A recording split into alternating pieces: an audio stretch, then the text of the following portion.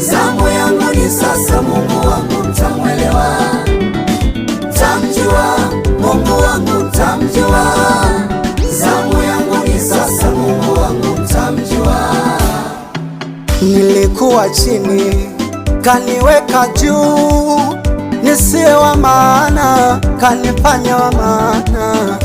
Huyu Baba amenitendea mema, huyu Mungu amenifanyia mema. Kanitoa chini ameniketisha na wakuu, mimi si yule wa jana. Nimebebwa na Mungu, nimebebwa mimi, nimebebwa juu juu juu juu juu. Nimebebwa mimi, nimebebwa na Mungu, nimebebwa juu juu juu juu juu. Mtamwelewa Mungu wangu, mtamwelewa.